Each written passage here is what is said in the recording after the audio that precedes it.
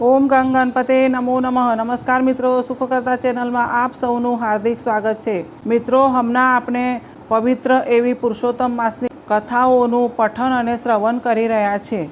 મિત્રો, આ પહેલાંના વિડીયોમાં આપણે પુરુષોત્તમ માસની કથાઓની પૂજન વિધિ, નિયમનું પાલન કેવી રીતે કરવું અને ચંદ્રાયન વ્રત વિશે વાત કરી. આજના વિડીયોમાં જે કથાનું આપણે શ્રવણ કરવાના છે એ કથાનું શીર્ષક છે પરિશ્રમનો પૈસો.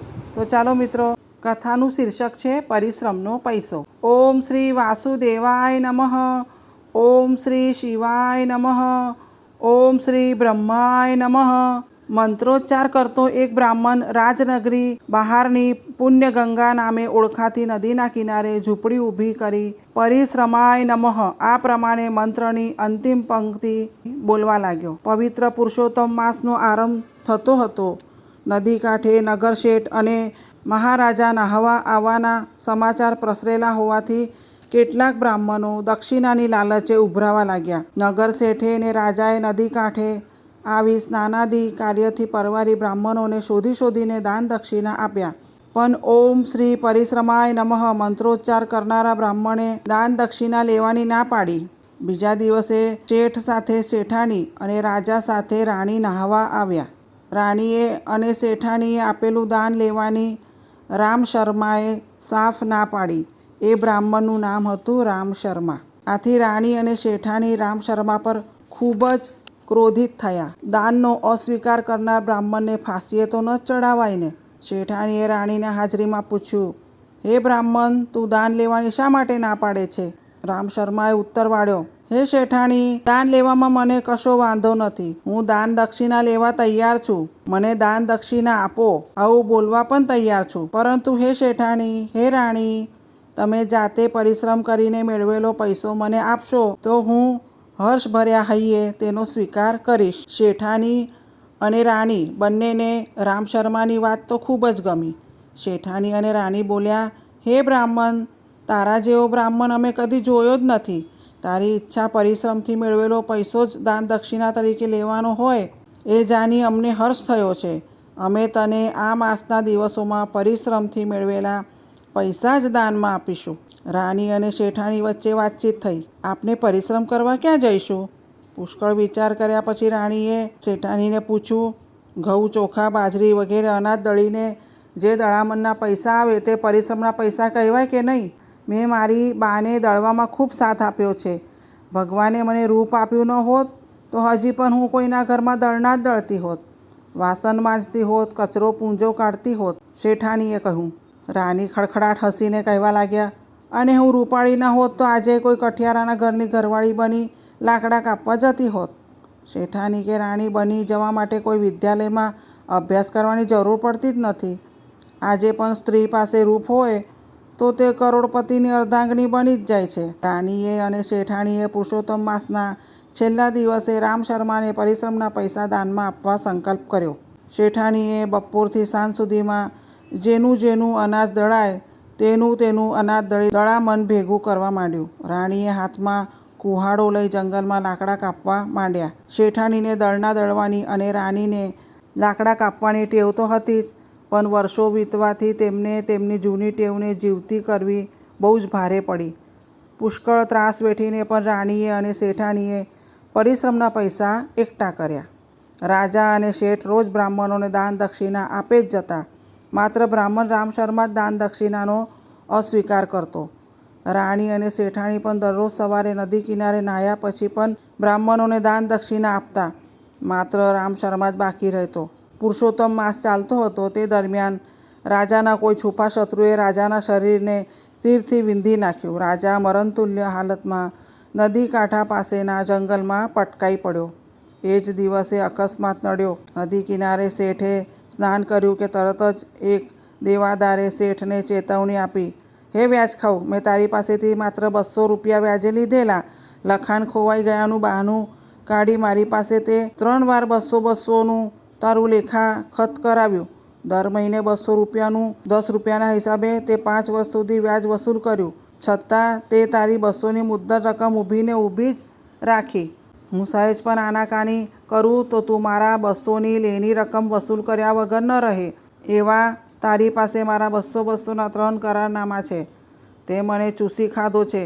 અરે મારા જેવા કેટલા રંકના ઘરબારને જમીન હજમ કરીને તેમને રસ્તાના રખડતા ભિક્ષુક કરી નાખ્યા છે. મેં ઘણા વર્ષ સહન કર્યું. હવે તો મેં નક્કી જ કર્યું છે કે તને ઠાર મારે આત્મહત્યા કરીને મરી જવું છે અને સેંકડો કંગાલોને આત્મહત્યા કરતા રોકી લેવા છે. આ પ્રમાણે દાઝેલા સંતાપથી આગથી સળગી ઉઠેલા એક કરજદાર પૌડે શેઠના શરીર પર કટારથી 3 ઘા કરી ચોથો ઘા પોતાની છાતીમાં કર્યો. શેઠની લેણી રકમના વ્યાજથી ને ઠગાઈ ભર્યા લખાણથી ફસાઈ ગયેલા તેના કરજદાર પૌડે પ્રાણ ખોયો. શેઠની હાલત બહુ જ ખરાબ થઈ ગઈ હતી. રાજા પણ જીવે ન જીવે એવી હાલતમાં મુકાઈ ગયો હતો. સારામાં સારા વૈદ્યોએ રાજાને અને શેઠને જીવાડવાની મહેનત કરી જોઈ. વૈદ્યો જ કહેવા લાગ્યા, રાજા અને શેઠ બચે તેમ નથી. રાણી અને શેઠાણી પોતપોતાના પતિ પાસે સારવાર કરતી આખી રાત બેસી રહી. પુરુષોત્તમ માસનો છેલ્લો દિવસ ઉગ્યો. રાણી અને શેઠાણી બંનેએ પરિશ્રમ કરીને જે કાંઈ થોડો ઘણો પૈસો ભેગો કર્યો હતો તે આજે બ્રાહ્મણ રામ શર્માને આપવાનો હતો. વૈદ્યો સાથે વાત કરી રાણી અને શેઠાણી રૂગ્ણાલય દવાખાનામાંથી બહાર નીકળી નદી કિનારે પહોંચી. તે ઘડીએ ઉઘાડ થયો ન હતો.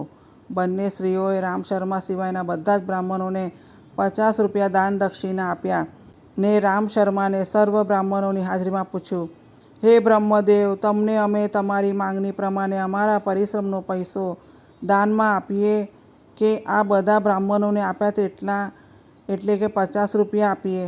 રામ શર્માએ કહ્યું, મારે તો તમારા પરિશ્રમથી તમે મેળવ્યું હોય તેમાંથી જે કાંઈ દાન આપો તે જ જોઈએ.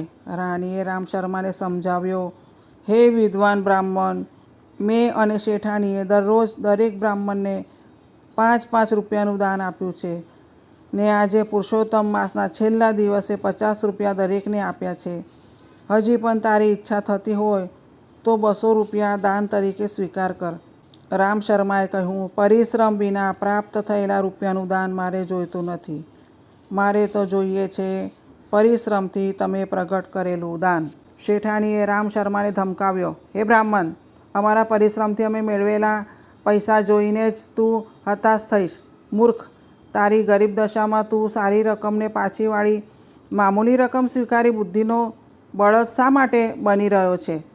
રામ શર્માએ કહ્યું, હે રાણી માતા, હે શેઠાણી માતા, જો તમારે મને હોશ ઉમંગથી દાન આપવું હોય તો તમારા પરિશ્રમથી તમે મેળવેલું હોય તે જ આપો. રાણીએ કઠિયારા પેઠે લાકડા કાપી સ્વમહેનતે થોડા દહાડામાં 5.5 રૂપિયા ભેગા કર્યા હતા. શેઠાણીએ દળના દળી લગભગ 5.5 રૂપિયા એકઠા કરેલા. શેઠાણીએ ને રાણીએ પરિશ્રમના પૈસા રામ શર્માને આપતા અગાઉ પરિશ્રમની વિગત સમજાવી.